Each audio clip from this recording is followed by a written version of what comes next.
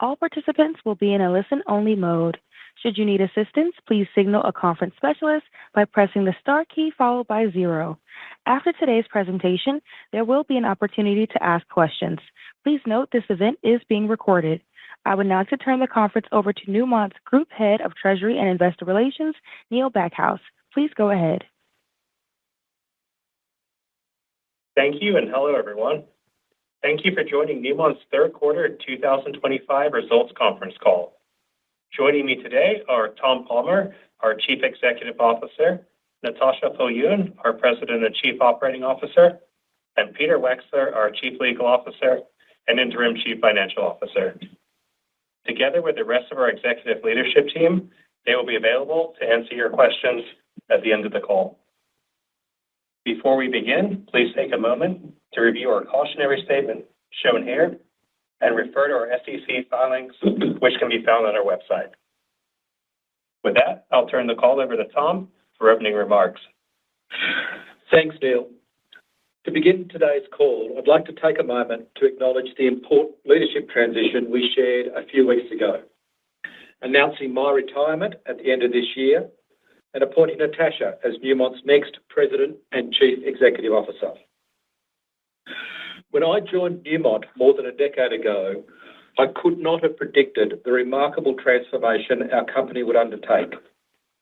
Over these years, we have not only grown as a business, but redefined what it means to be the world's leader in gold mining. We have successfully navigated some of the most significant transactions in mining history, fundamentally changing the landscape of our industry and what it means to be a gold company.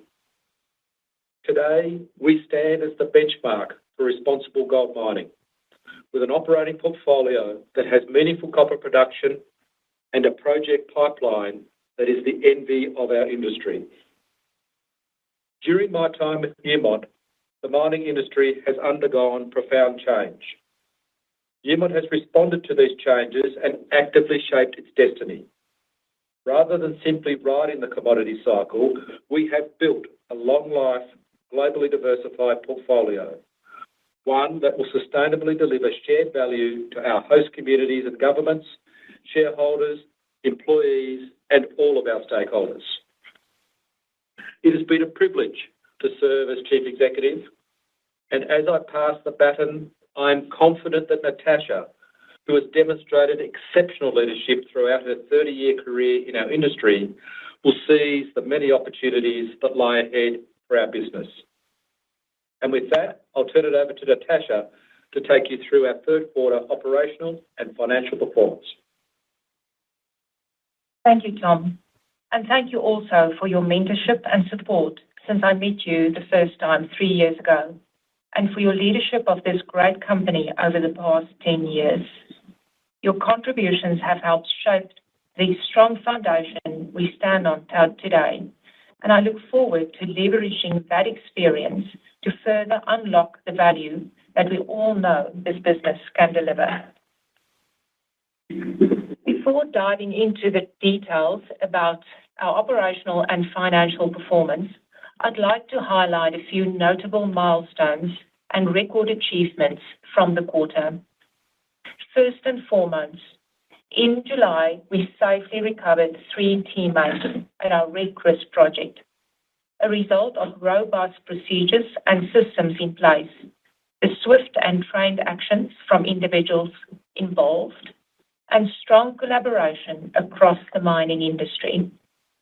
As an organization, we are taking a hard and honest look at the findings from the investigation into the circumstances that led to the incident, and we are fully committed to applying and sharing those learnings across our business and the broader industry. Second, we've received nearly $640 million in net cash proceeds from equity and asset sales since the start of the third quarter, marking the successful completion of our asset divestments program and the further streamlining of our non-core equity portfolio. Third, from our portfolio of world-class gold and copper assets, we generated record three-quarter cash flow of $1.6 billion, enabling us to reach an all-time annual record of $4.5 billion, with one quarter still remaining.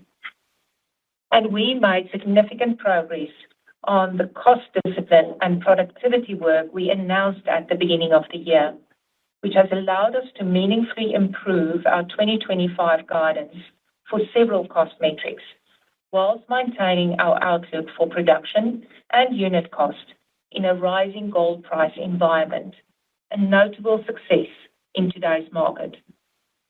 We achieved this by establishing a smaller senior leadership team with a decentralized organizational structure that is designed to sharpen accountability and simplify how we work. This includes consolidating our structure to 2 business units, giving our 12 operating sites greater decision-making authority and enabling faster, more agile execution. In addition, we further strengthened our balance sheet and enhanced our financial flexibility, ending the quarter in a near-zero debt position after successfully retiring $2 billion of debt. And Moody's upgraded Newmont's issuer credit rating to A3 with a stable outlook, a clear reflection of our improved credit profile, strengthened balance sheet, excellent liquidity position, and prudent financial management. We have also continued to share our success with our shareholders, returning $823 million since the last earnings call through a stable dividend and ongoing share repurchases. On top of this financial discipline and excellent performance from our operations, we will also declare commercial production by the end of today at our new exciting mine, Ahafo North, which expands our existing footprint in Ghana and adds profitable gold production over an initial 13 years of mine life. With this strong momentum from our operations and projects, we are well positioned to continue creating long-term value for years to come.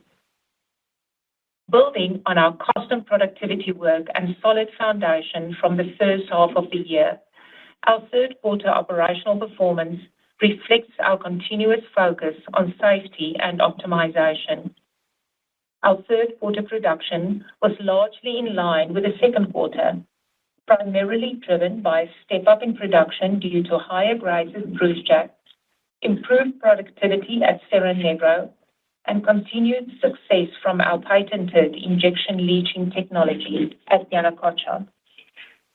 As previously signaled, Peñasquito delivered a lower proportion of gold and steady lead, silver, and zinc production in the third quarter, consistent with the planned sequence at this polymetallic mine.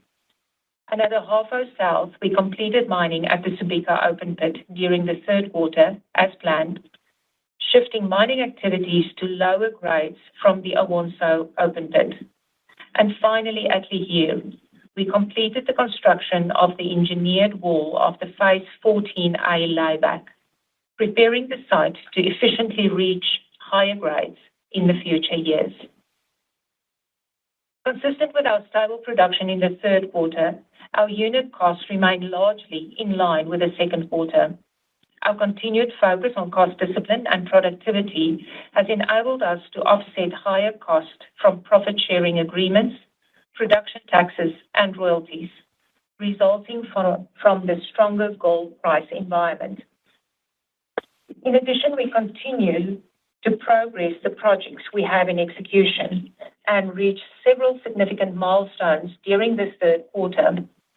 As I mentioned, we poured first gold on September 19th and will be declaring commercial production at our new mine, Ahafo North, by the end of today. At our second expansion at Tanami, we have fully completed the concrete lining of the 1.5 kilometer deep production shaft and are equipping the shaft and completing construction of the underground crushing and associated materials handling system. At Cadia, caving from PC2-3 has continued according to plan as we advance the underground development for PC12, along with the critical tailings remediation and storage capacity work, which I will touch in a little bit more detail in a moment. Building on Newmont's operational strength in the third quarter, we delivered another solid financial performance. Newmont generated $3.3 billion in adjusted EBITDA and adjusted net income of $1.71 per share for the third quarter, a 20% increase from the second quarter and more than double last year's result. Also during the third quarter, Newmont generated $2.3 billion of cash flow from operations and $1.6 billion of free cash flow after working capital, marking a record third quarter performance. This achievement represents the fourth consecutive quarter with free cash flow exceeding $1 billion, underscoring Newmont's scale and leverage to favorable gold prices. So far this year, we have generated $4.5 billion of free cash flow, an all-time annual record already, with one quarter still remaining. And since the last earnings call, we have received $640 million in after-tax cash proceeds from successful asset divestitures and further equity sales, bringing our total 2025 proceeds to over $3.5 billion in cash to support Newmont's disciplined capital allocation priorities. These priorities remain unchanged and include maintaining a strong balance sheet, steadily funding cash-generative capital projects, and continue to return capital to shareholders. Looking ahead to the remainder of the year, strong execution across all our managed operations during 2025 has positioned us to achieve our full-year production guidance. In the fourth quarter, mining at Yanacocha is expected to conclude, and we will continue to evaluate the opportunities in the surrounding regions of Peru. Additionally, we are looking forward to adding new low-cost ounces during the fourth quarter from our new mine, Ahafo North, and we are anticipating higher ounces from Nevada Gold Mines in the fourth quarter, as indicated by our joint venture partners. From a cost perspective, we are already seeing that our savings initiatives are bearing fruit this year, and we've reduced our absolute cost guidance in 2025 for G&A, exploration, and advanced projects by approximately 15%. This improvement in G&A expense is the direct result of our deliberate efforts to simplify the organization and drive down labor and contractor costs. And on the back of progressing labor reductions, our exploration and advanced project guidance is also reflecting the optimization work we are doing to ensure we are managing cost efficiently, including how we deploy resources and equipment, sequence studies, and focus exploration on areas that will generate the highest value. Turning now to unit cost. It is important to note that our 2025 guidance was established using a $2,500 per ounce gold price assumption at the start of the year. With sustained higher gold prices, our fourth quarter all-in sustaining cost outlook includes increased cost from profit sharing, royalties, and production taxes. However, through ongoing optimization and cost improvements, combined with supportive macroeconomic tailwinds, we expect to largely offset these impacts, enabling us to maintain our guidance for cost applicable to sales and all-in sustaining cost per ounce. Finally, now shifting to capital spend. Sustaining capital spend in the current year is tracking below our guidance published in February 2025, primarily due to the timing of spend related to our investments in the tailings work at Cadia. The team has done outstanding work this year, thoroughly assessing every option to ensure we're deploying capital in the most efficient way. Our focus continues to be maximizing capacity in the current input storage facility, repairing the southern wall of the northern facility, and then raising the wall of the southern facility. With this plan in place, we are ramping up our spend, ensuring that we achieve the right balance between responsible capital management and the tailings capacity needed to support this very long life mine. Similarly, development capital spend is also tracking below our initial guidance, primarily to a deliberate shift in the timing of spend related to the study and underground development work to support the potential expansion project at Red Chris. Taking everything into account and looking ahead to 2026, gold production from our managed operations is expected to be within the same guidance range we provided in 2025, but towards the lower end, due to the planned mine sequence at our world-class operations. As previously indicated, lower ounces from Ahafo South next year will be largely replaced by new low-cost ounces from Ahafo North mine. In addition, the decrease in expected production next year will be driven by a lower proportion of gold production from Peñasquito as we transition into the next scheduled phase of mining at the Penasco pit, while slightly increase our output of silver, lead, and zinc. Lower leach production at Yanacocha as we conclude the mining activities at the Quecher Main pit, and lower gold and copper production from Cadia as PC1 and PC2 come to an end and we transition to the next panel cave, PC23. In addition, following the anticipated $200 million improvement to capital guidance in 2025, we expect capital spending to be elevated in 2026 as a result, keeping our two-year average largely in line with expectations. Lastly, building on cost and productivity improvements achieved in 2025, we expect to realize the full benefits of our cost-saving initiatives, which will be reflected in our 2026 guidance to be provided in February next year. However, if elevated gold prices persist into next year, increased profit sharing, royalties, and production taxes could offset a significant portion of the benefits we expect to realize from our cost savings initiatives in 2026.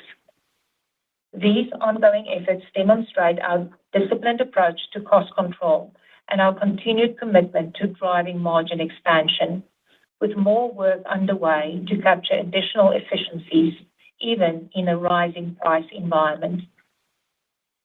With our guidance reflecting continued operational and financial discipline, I'll next turn to capital allocation, where our focus remains on striking the right balance between financial flexibility, reinvestment in the business, and returning capital to shareholders.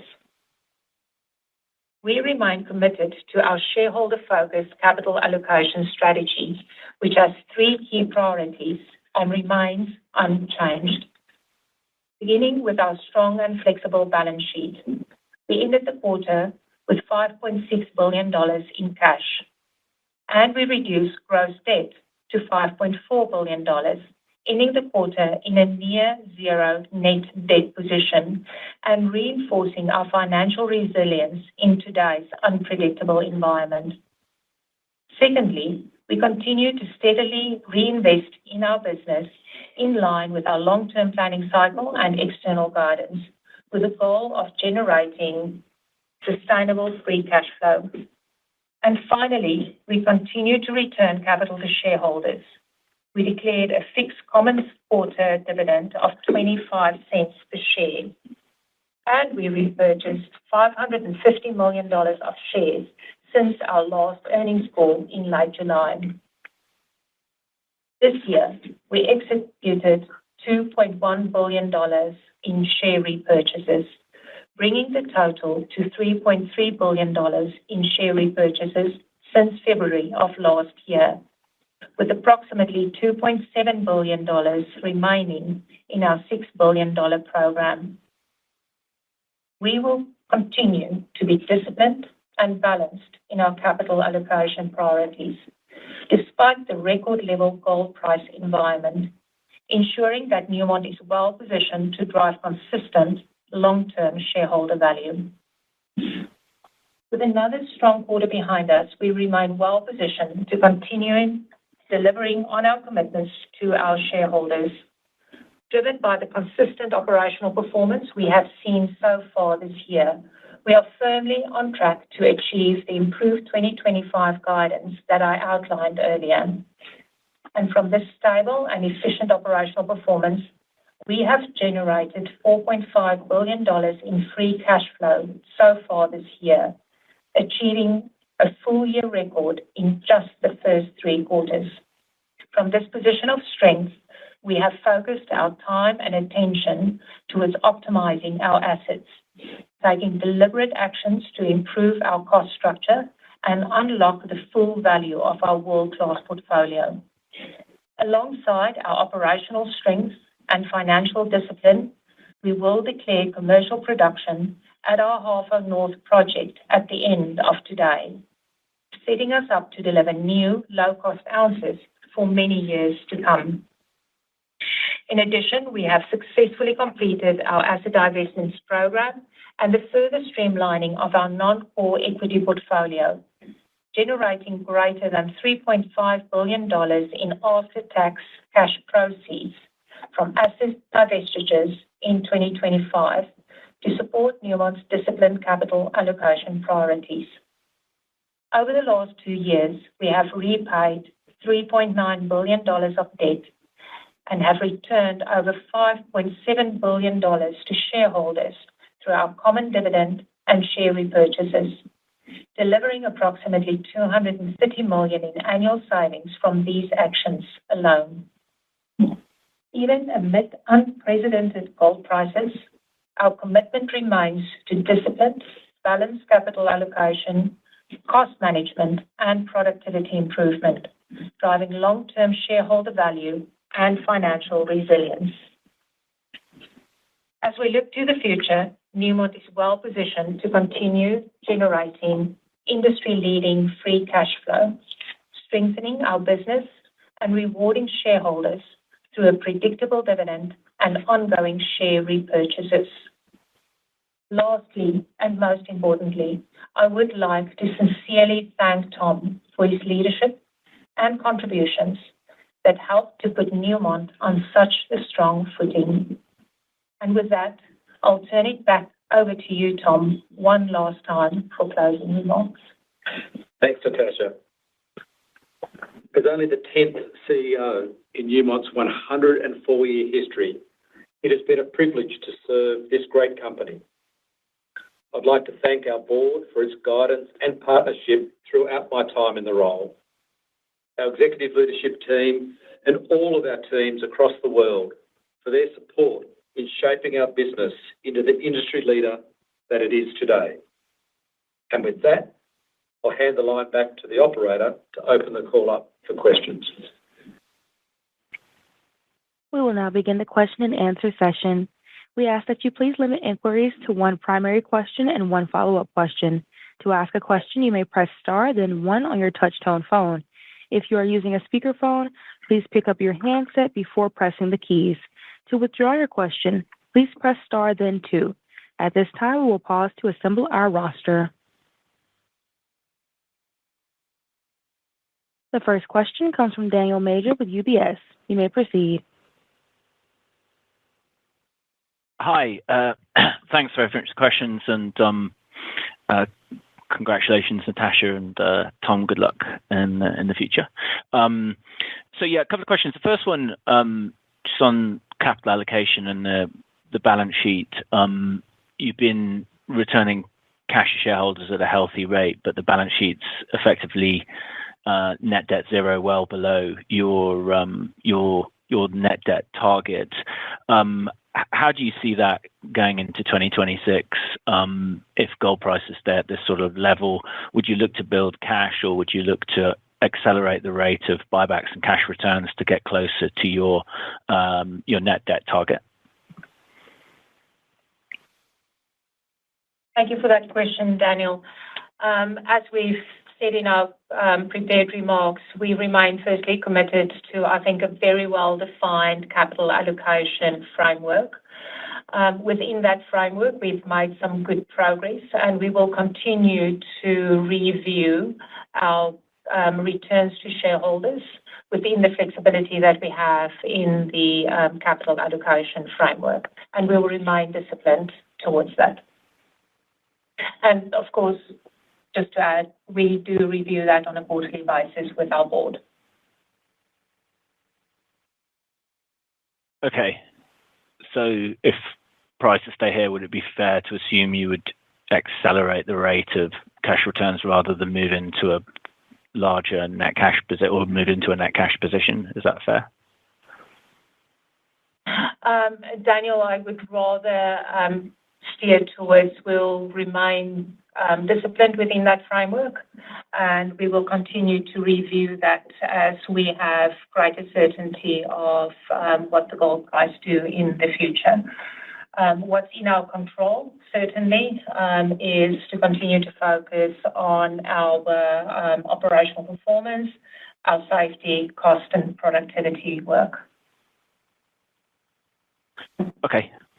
Thank you. And then the second question is on the project pipeline. Previously you indicated that Red Chris Block Cave would be the next project that would potentially be approved. Has there been any delays to that potential timeline with the incident last quarter? And is there any other updates on the other kind of longer dated projects, Yanacocha, Wafi-Golpu, etc.?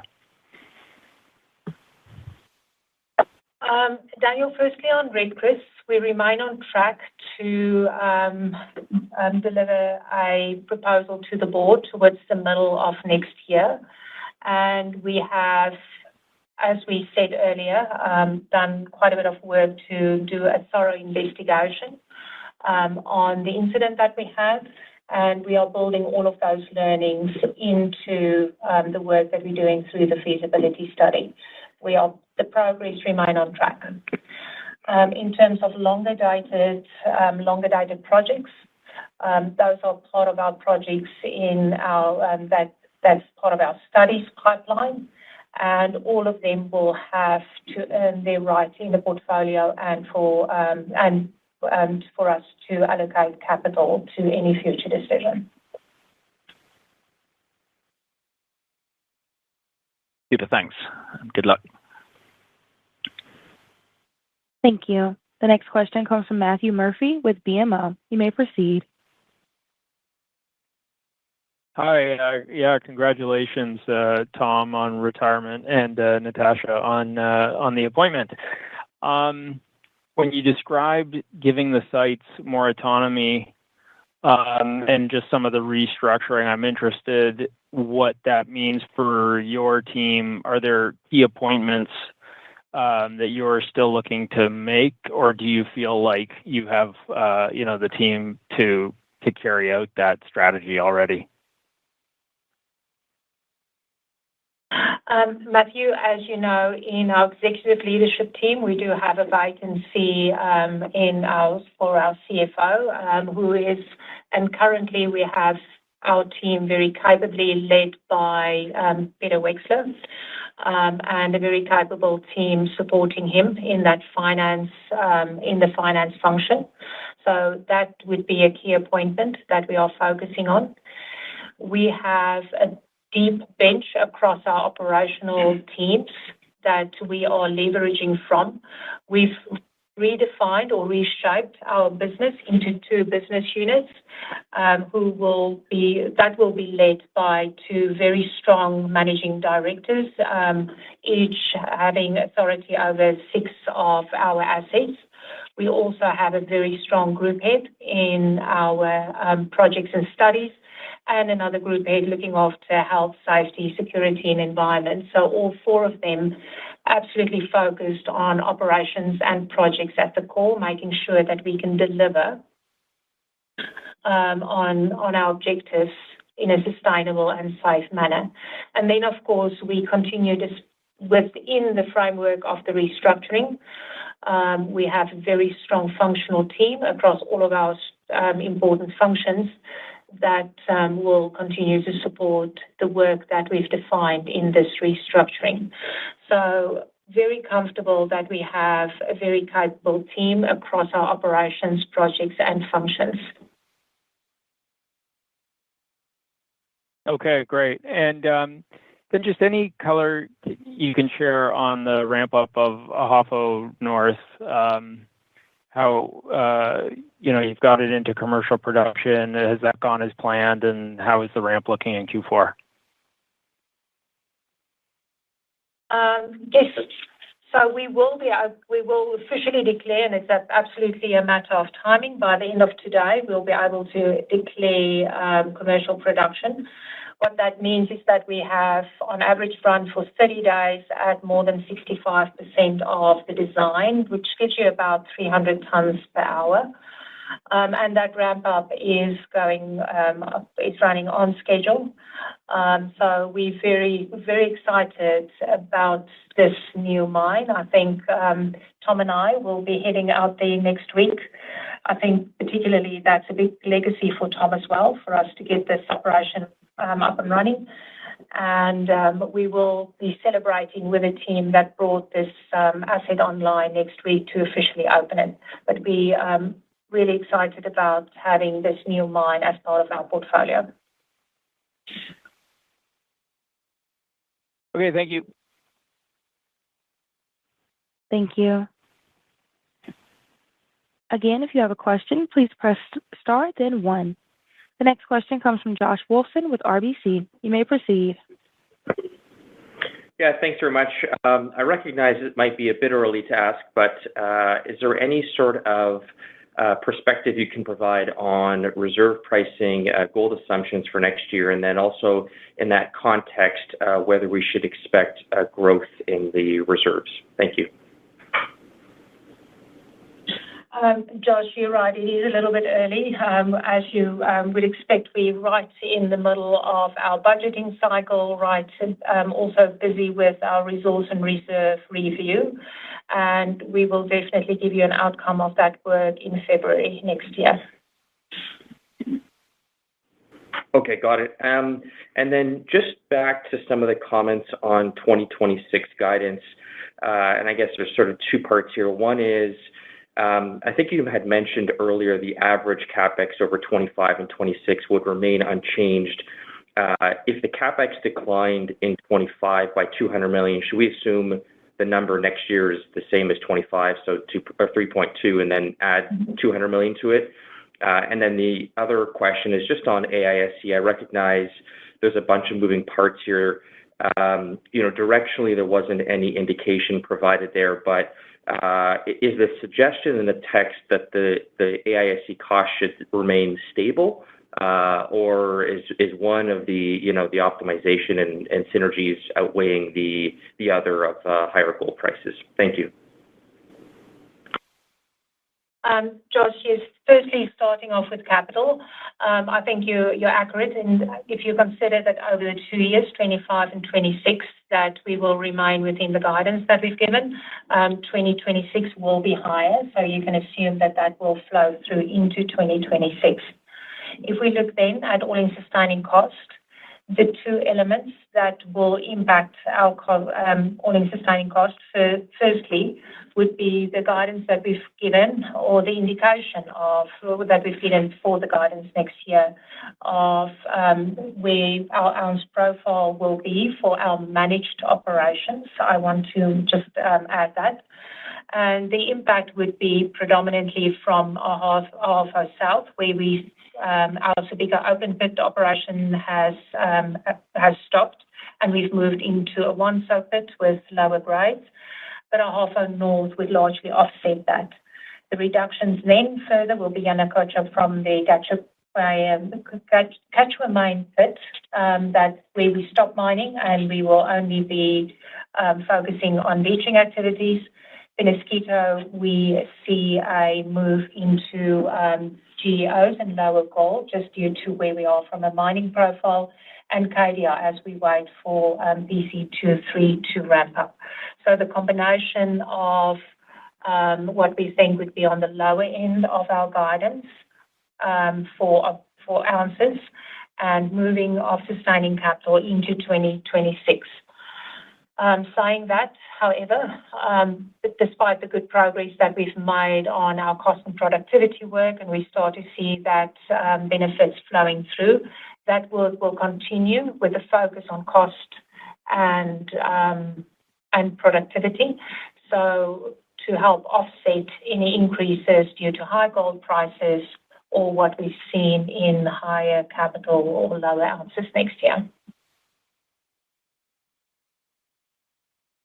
All right, thank you very much. Thank you. The following comes from Lawson Winder with Bank of America. You may proceed. Thank you very much, operator. Hello, Tom and Natasha. And Tom, congratulations on concluding your very notable career at Newmont. And then, Natasha, I just want to say congratulations on your appointment as CEO. I do look forward to following this next chapter in Newmont's history. If I could, I'd like to ask about capital allocation again, but just from a slightly different point of view. Obviously, there's a lot of extra capital for which Newmont can consider allocating in a variety of different ways. It sounds like capital return is a priority. The balance sheet's already very strong. How do you think about acting on asset or company acquisition opportunities? Is that something that's still within the wheelhouse of potential capital allocation? And when you think about growth and investing in growth assets, is that on the docket? Lawson, thank you for that question. Firstly, we believe that with this wealth of the portfolio that we have, that the best investment for us is in our own assets and in share buybacks. So definitely we will remain disciplined around that. And just as a reminder, those three elements, you've touched on it. The one is certainly strengthening our balance sheet and our resilience. We've made some good progress there. The investments that I've just touched on, and the progress that we are making on bringing Tanami 2 and the 2 block A's at Cadia still online. Disciplined in making sure that we spend our money well in those projects and bringing them online in time. And then lastly, we still have our ongoing share buyback program and our fixed dividend policy. So we will remain committed, and that investment will only be made where we know that it's value accretive. Okay, fantastic. And in that same vein, I mean, there will be an opportunity to consider a significant investment into Nevada gold mines from the point of view of 4 Mile, which is now 100% controlled by Barrick. I mean, there's also a demonstrated significant upside at Gold Rush as a result of the work that's been done at 4 Mile. I mean, how do you think about those two investment options? Is one preferred over the other? And when you look at 4 Mile potentially coming into the portfolio several years down the road, do you think of it as another project to which to allocate capital, or is that a separate decision from the project allocation? Thank you, Lawson. Firstly, Gold Rush is already part of Nevada Gold Mines, so already included in that portfolio, and the capital required is included in the capital forecast as we have it from Barrick today. From a 4 Mile point of view, and if you look at that Nevada Gold Mine district, we know that it's a district that still has a wealth of resources and a long future in terms of mining. And as Barrick has concluded the pre-feasibility last year, and from the results that we have seen, which is the same results that you have seen, and just from what we know from that district, we're very excited about the opportunity that we have that's included in the current agreement for us to have an option to continue our share of that project as well. So we are waiting for Barrick to give us more information so that we can make an informed decision.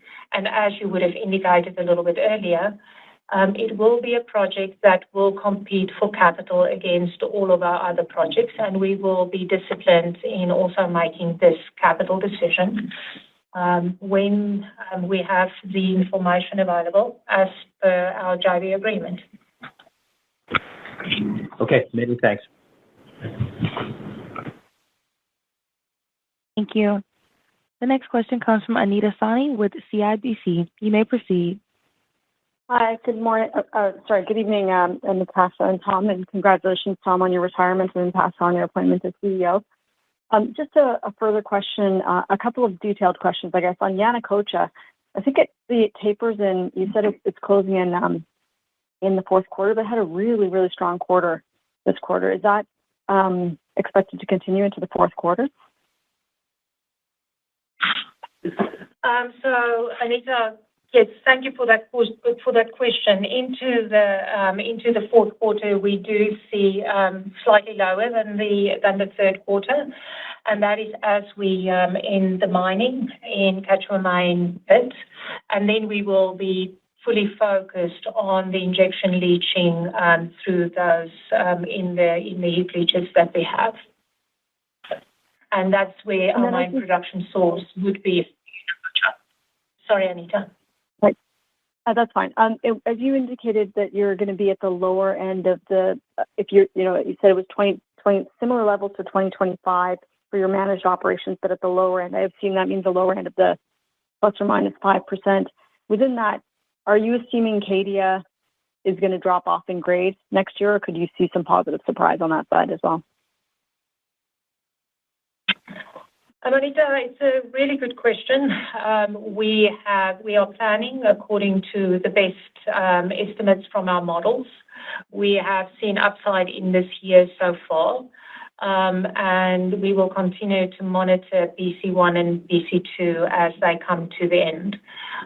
So the models predict that we will see a decrease going into next year. And that's what we've certainly incorporated into our planning for next year. All right. And then last question on cost. So I think this quarter you indicated CAS of about, in fourth quarter CAS of about $1,260. Is that, just as a proxy to next year, is that a good, if you're using current gold prices and the kind of operational efficiencies that you've already achieved, is that a good run rate on average for next year, assuming, obviously higher gold prices and, some grade declines, as you mentioned. But on average, would that be a reasonable assumption for CAS for next year? Anita, our fourth quarter CAS G&A is normally cyclical by nature. So I think that's a first assumption that you need to consider. And we do not see that is a run rate going into next year. And then from a CAS point of view, CAS is impacted by will be mainly impacted by our normal inflation, and then depending on where we are with gold prices, increases in taxes, royalties, and worker participation, but it's very much still work in progress as we work through this last quarter and getting ready for the guidance in February. All right, and then one last quick one for me. On the Ahafo North, my prior assumption was production of around 300,000 ounces for next year as it ramps fully. Does that mean that Ahafo South would decline by the same amount, or is 300,000 ounces too aggressive for the first year of operations at Ahafo North? I think if we look at the two operations, you could assume a similar kind of run rate that we've had for this year between the two operations.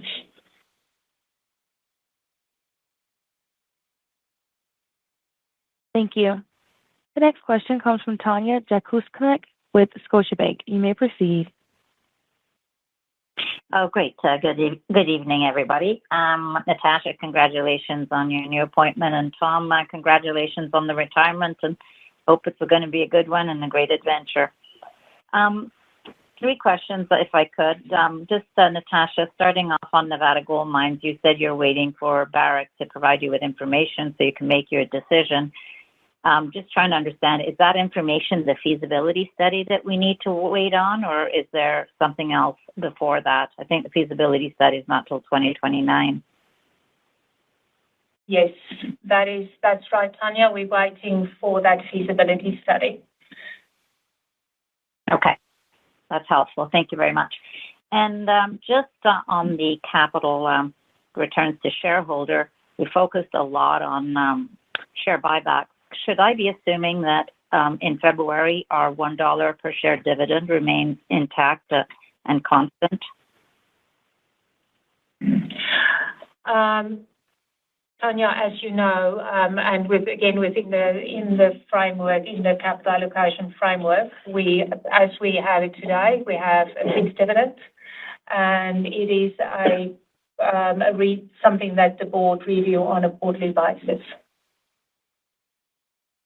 Okay, so it could be possible, I guess, that part of your return to shareholders could include an increase in dividend in addition to your share buyback? Yeah, Tanya, it's absolutely not something that I think I can give you any indication on. I think the commitment that we have is to remain disciplined within the framework that we're very familiar with. Okay, maybe on the restructuring then, I could understand that you flatlined a lot. I'm trying to draw an organizational chart. Natasha, how many people do you have reporting, or divisions do you have reporting to you at this point? So, Tanya, we have restructured the organization to have 2 business units, each of them 6 assets.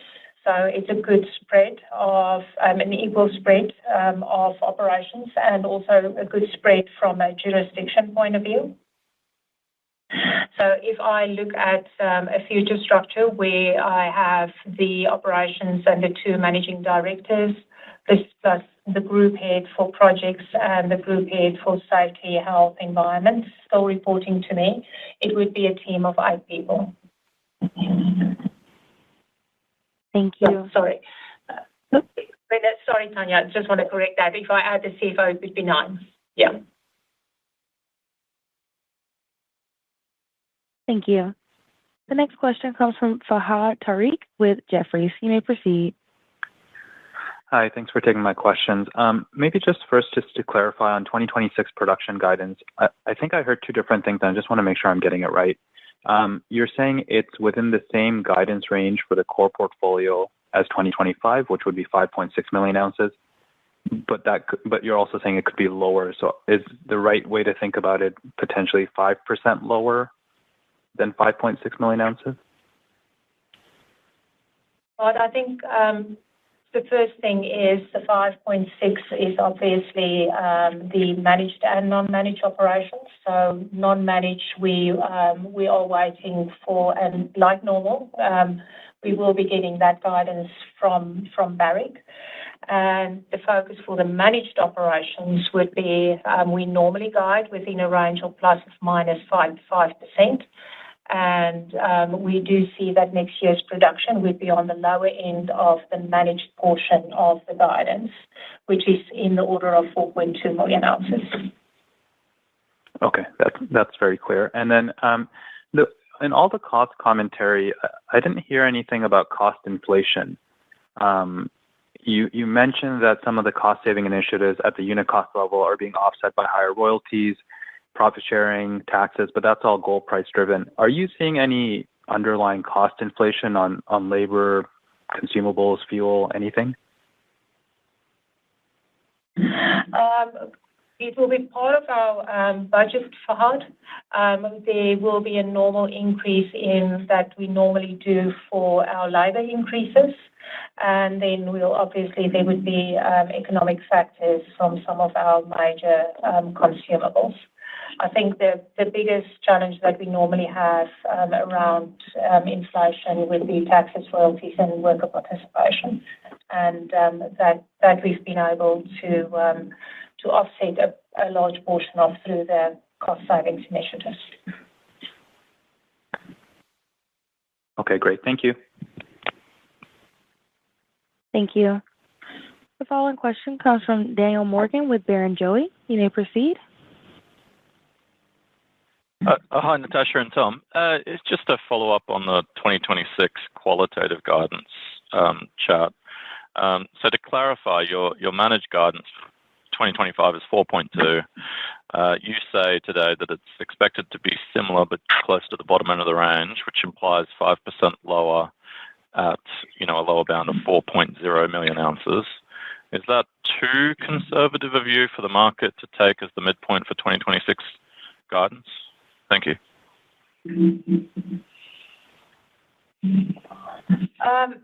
I think, Daniel, considering that you very rightly commented that it's indicative from where we are going for the next year, we're in the middle of that work, so it is directional. And just to remind you, the impacts that we are having, firstly, I think probably just to take a step back, at the beginning of the year, we've given a clear indication of the work that we're doing to support the long-term profile through the projects that's in delivery. And those like Alpha North that we've just delivered, they are all on track for delivery. Then we have other production improvements that we're working on, amongst others would be the laybacks that we are doing at Boddington and Lihir. All of those underway for that long-term guidance and making sure that we're consistent with around that 6 million ounces. For next year, however, the areas that we are focusing on that we have seen come down is Yanacocha, because we have stopped production at the Quechua main pit. So we're absolutely now reliant on the injection leaching. Penasquito, where we're seeing that we're taking another layback, and that just due to the normal sequencing of that pit, we'll see lower gold and slightly higher ounces, GEO ounces. And then Cadia, as we work to bringing PC23 online, which is well on track to deliver on time, we see a period for where we see PC1 and PC2 lower grades as they come to an end. So the impact on 2026 is very much driven by those dynamics.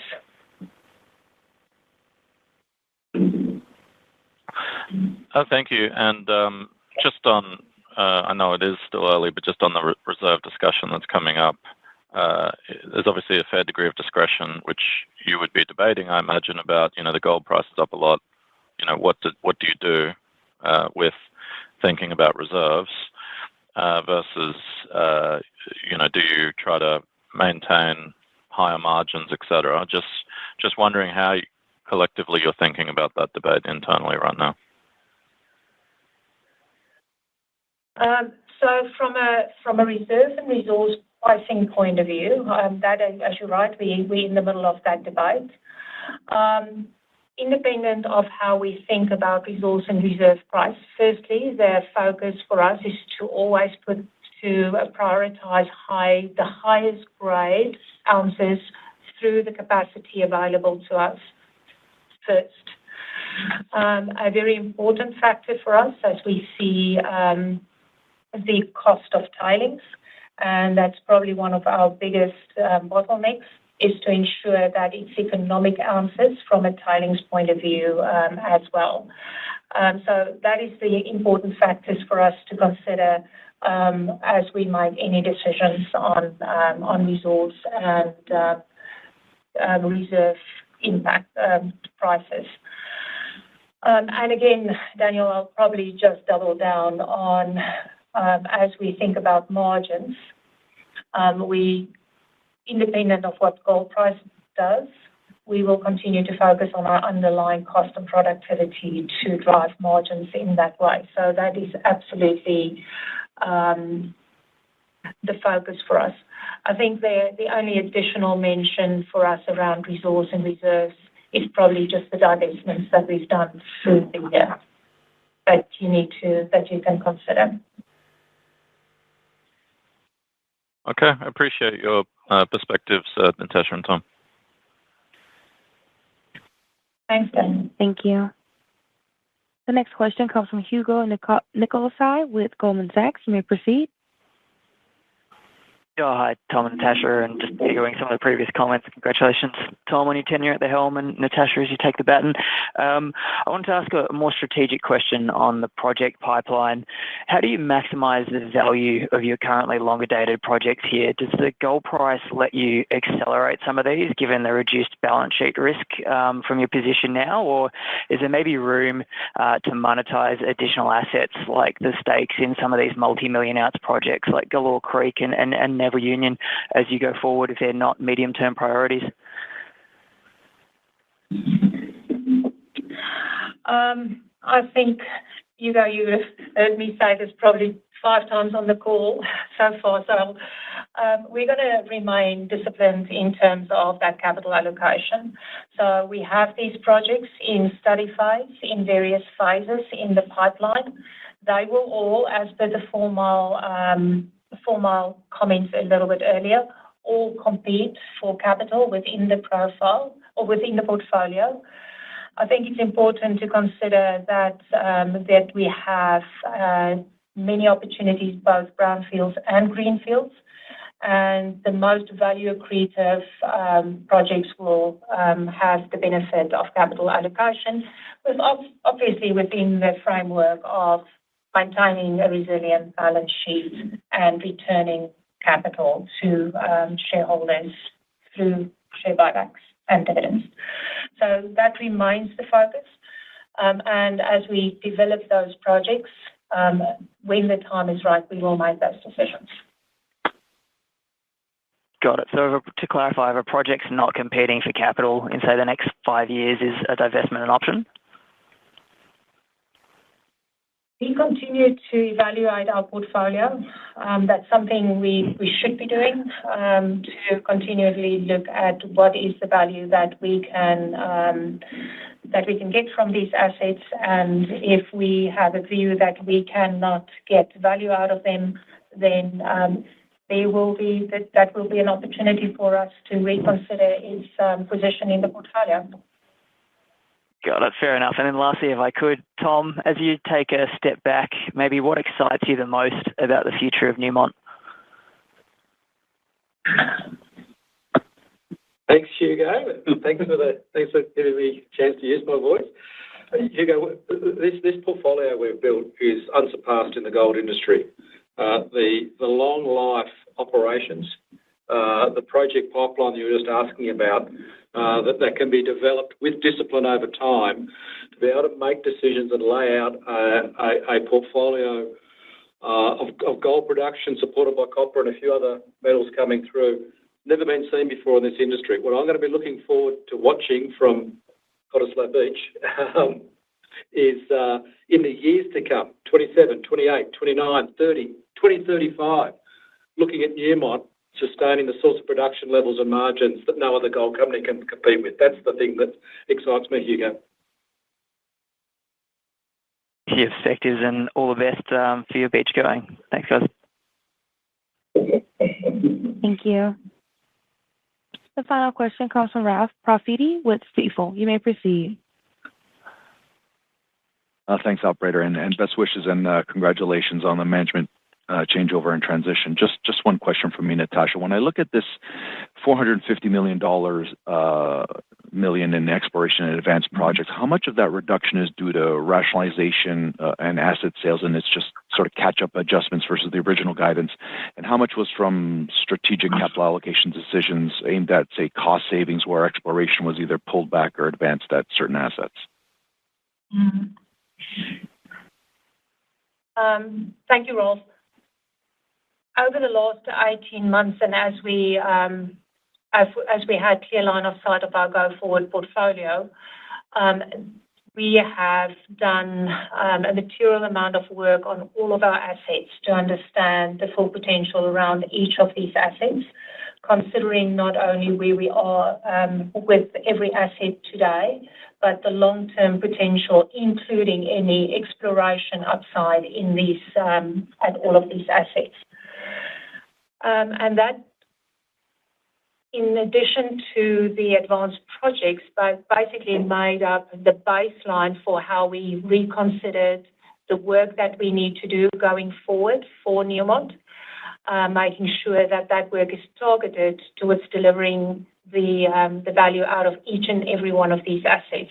That is what then also underpinned our organizational structure and the decentralized design. I know that's not your question, but I think it's important context, because in that same framework, or within that same context, we are also targeting our exploration dollars, where we are clear on where the best next exploration work is and where we can expand our understanding and future of these assets. So when we see a reduction, it wasn't a haircut. It was a deliberate review of doing the right work for the assets and targeting our dollars towards that. So it's been a very deliberate piece of work. Understood. Thank you for that clarity.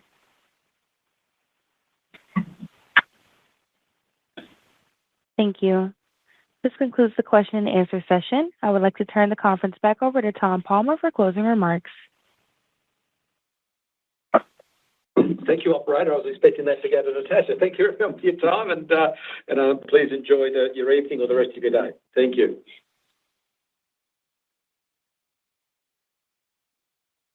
The conference has now concluded. Thank you for attending today's presentation. You may now disconnect.